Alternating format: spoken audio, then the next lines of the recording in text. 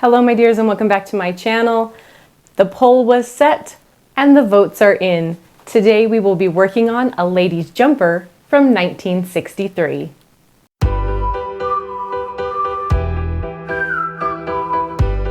All right my dears, we are back to stitching in the sewing room. Today we are working on a jumper from 1963. This is Simplicity 5071. And it features a wraparound closure. I looked at this particular pattern and I chose it as something I was interested in making because while it is a wraparound pattern, which I find very enticing for the summer months, it makes it perhaps easy on over a swimsuit at the pool. It can be worn with a blouse underneath to make it a jumper dress or even on its own. But the wraparound feature for this particular dress is in the back. And I thought that was a rather unique pattern choice. I definitely know that they are out there. I have seen back wrap dresses, but not a lot from my vintage stash that have this particular style. I have quite a few that cross in the front and wrap around or even have side closures, but this was kind of unique. So I'm very excited that you all chose this today. For those of you who did choose unboxing in the poll, hang on to your hats. Please stay in your seats and keep tuning in because we will still be doing that pattern unboxing within the coming weeks. But for today, let's go ahead and look into this beautiful pattern. For the fabric today, I have this lovely lilac color, beautiful, fun, summery. The material itself is kind of a linen-like cotton, but my suspicion is based on the way it's flowing, it might be a little bit of cotton, a little bit of rayon, a little bit of linen. It should have really beautiful drape and a really good flowy feeling that should be lovely to wear. This particular pattern is shown in two different styles, one with pockets and one without. And the jury is still out on that one. I think that it will be a much sleeker look without the pockets, as this is the pocket on the front. It is quite large, which is wonderful for storage, but of course that is a design element and I'm not sure it's a design element I want. However, I did cut it out when I cut the pattern out because I hate getting out in public and realizing I don't have pockets for my wallet or my phone or my keys. So I may make a last minute game time decision. For now, let's go ahead and get our instructions out, get the pattern pieces laid out onto the table and see what we need to do first. All right, my dears, this particular pattern, having been printed in the 60s, has this really large set of instructions. This, in my opinion, is very, very similar to some of the instructions that you would see today in modern patterns.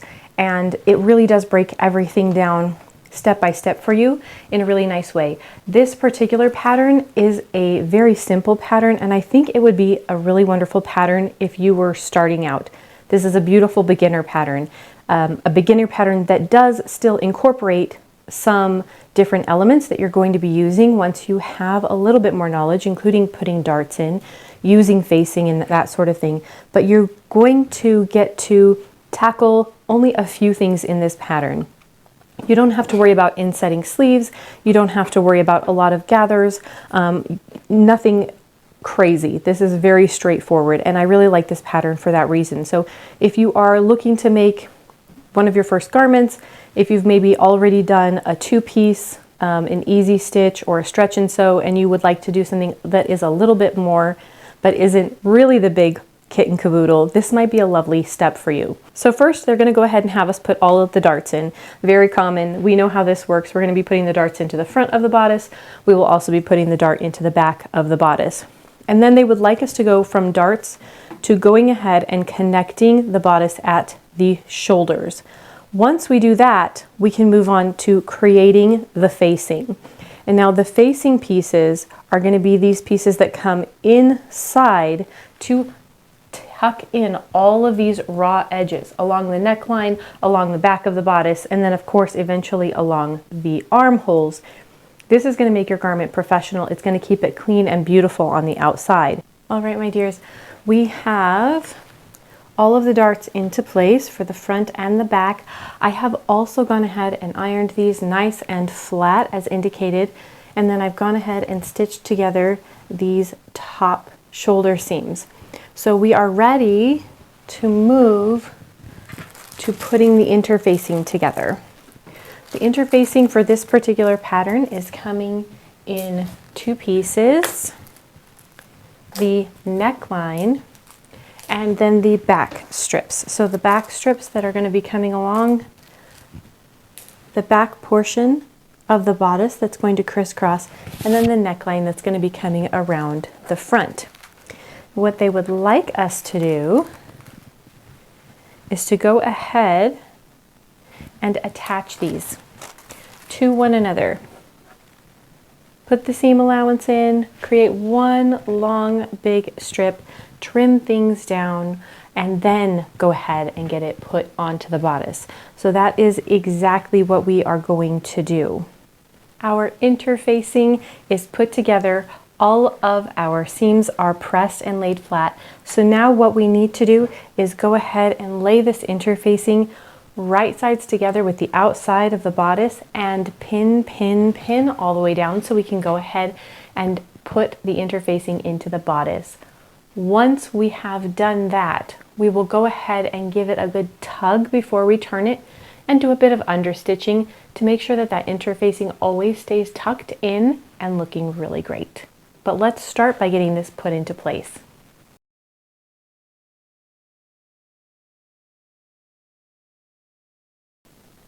All right, my dears, we officially have the facing put in to the neckline and down the back of the bodice. I did go ahead and iron it and understitch it and get that in place. I have not top stitched this into place yet. Even though there is indication for it in the pattern, they are going to have us wait until we have the skirt put on, because remember, when we're crisscrossing those backs, that's going to be a long line from the bottom of the skirt all the way up and around the neck and then back down the other side. So to avoid lines meeting up funny in the back and not quite looking right, it's going to be one long stitch at the end. So for now, it is time to move on to the sleeves. Our armhole facing insert is going to go right in. It is also going to be covering up the raw edge of the top seam in the shoulder here. We are going to simply stitch that in and do the exact same thing that we've done with the rest of the facing. Pin it in place right sides together, flip it, give it a tug, do some understitching, and then roll it in. Then from there, we will be top stitching this portion, as that is the next step that the instructions give us from Simplicity. So skipping the top stitching on the neck and the back, but going ahead and moving forward with the top stitching on the armhole facing, as we're going to be needing to close up that bodice side. So let's go ahead and get this interfacing into place and get stitched in. All right, my dears, now that we've got the facing put in, including the armhole facing put in, we've got everything top stitched, understitched, totally in place, we need to go ahead and move on to closing the side seams. Now, one thing that we need to be aware of is that on this right side here, when we are closing things up, we are going to need to go ahead and leave a narrow opening or a narrow hem in order to allow the tie to slip through the side of the dress. So we'll go ahead and get our sides pinned and sewn. We'll get this side pinned and we'll sew all the way to the hash marks as indicated on the pattern, back stitch here, jump a little bit, and then back stitch on the bottom as well, making sure that we are leaving this opening for the tie to come through. All right, my dears, with our bodice put together, it is time to move on to the skirt of this beautiful wrap dress. The front panel of the skirt has the pockets, which I have decided at this point I think I would like to leave off, because while I don't like being without a pocket, I just think I'm going to be happier with the overall look of the dress without the style pockets that they had on it. Of course, in the future, I can always go ahead and open up a side seam and slip in an invisible pocket, But for right now, I'm just going to use this as a beautiful wrap dress and not worry about the pockets. So the front panel will be completely flat, no pockets, and also interestingly, no darts. So this one is basically ready to go, ready to be put together with our back panels. Now our back panels do need to have a dart placed into them. So we'll go ahead and get that dart sewn in place, and then we'll get to stitching these panels together so we can make a full beautiful skirt to attach to our bodice. With our darts in place in the back of our skirt, we need to move on to putting the facing on the back so that when we crisscross in the back, all of our edges are beautiful and clean. So before we can attach the front, let's make sure we've got our facing put into place. So making sure I've got my notches lined up according to my pattern, we are going to go ahead and get our facing into place. I did shorten the bottom of the skirt just like I usually do because these skirts do tend to be a bit long for me. And so my facing pieces here are going to be a little bit long. That's okay, I'll just trim them up. No big deal. I'd rather have the facing be a little bit long and have the skirt be the right length than have to get to the end and then cut 3 inches off the entire bottom of the skirt. It feels a bit wasteful to me.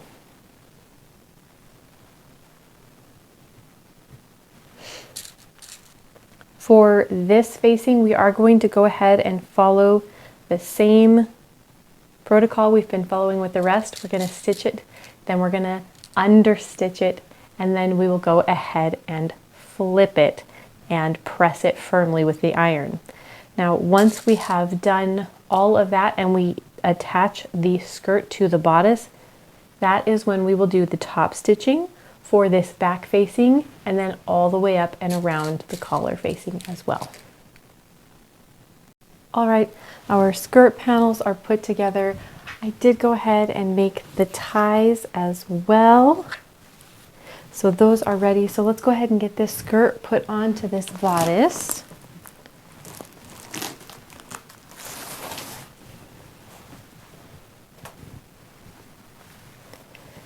Now, the one thing that we do want to remember when we are attaching the bodice to the skirt is we do have this little opening here, so we want to make sure that we don't sew over the top of that. If for some reason you were doing this pattern or any pattern where you did have a little peek through like this and you find as you're going you would like that seam to be deeper in the waistline, you need to bring it up. It's okay, go ahead and do it. We can always rip the seam out just a little bit, move it up, and reinforce those stitches after the fact.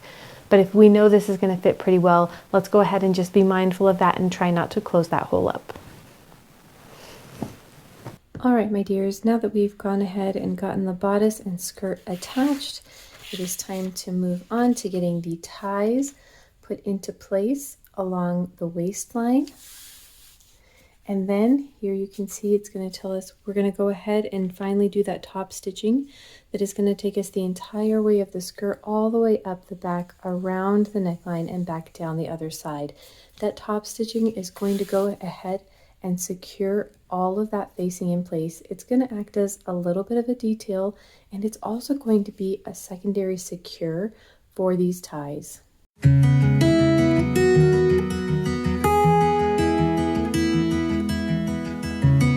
All right, my dears, let's talk wrap up on this 1960s back wrap jumper dress. I am pretty darn thrilled with how this turned out, though I must admit there were a few bumps in the road for me.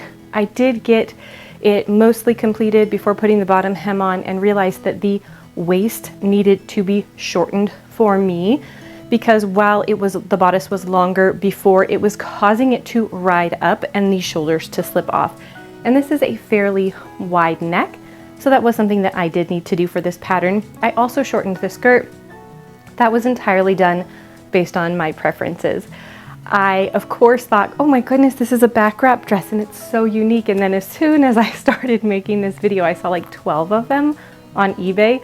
So if you like this style of dress, jump on eBay, go to estate sales. this style is definitely out there and not nearly as unique as I thought it was. However, I do really, really like it. I like how this has a nice flat front instead of having the crisscross in the front, because I do not have to worry about the ladies jumping out or about how things might line up with a blouse. The blouses that I have fit pretty darn nicely underneath this, and I think it makes a very sweet look. I also think it's a very work appropriate look if you were working in an office or something of that nature. This is a nice little jumper dress to go on over a nice blouse, and it's very professional. On the other hand, you just slip that blouse off, throw a bathing suit underneath it, and you are definitely ready for pool time or the beach, because this is airy and breezy and very, very comfortable. I do like how the crisscross looks in the back, and I like how it looks with both blouses and without. It has like a nice little feature of showing off a little bit of back when you don't have a blouse on, but it didn't look funny with the blouse on, which I was really appreciative of. This is also a really nice layering piece. Not only can you do a blouse underneath, you can do a sweater over the top, you can do a shorty sweater over the top and keep that really lovely vintage feel. But because this is just a kind of moderate skirt, it's not overly full, nor is it a pencil skirt. It just has a little bit of breathability. I feel like it goes from vintage to modern very, very well. For this particular make, I did go with a lighter material, and it is a very flowy material. It does have a bit of linen in it, so it is quite a bit wrinkly. I think if you were to make this out of a suiting material, out of perhaps something like a houndstooth, a weave, it would have a lot more structure. And again, if you were going to be wearing it in a work scenario, it would have a really professional look. Likewise, if you went with a full linen and you went with a bright, bright color, or if you went perhaps with a silky print that maybe had Hawaiian flowers, you could really step it up in the summer department as well. This is a very basic neutral, which I like, because like I said, I can really build on it, do different blouses under, do different sweaters over, use it to mostly be a skirt or to be the full dress itself. I hope you all liked the make today. Thank you all for choosing this for this week's video.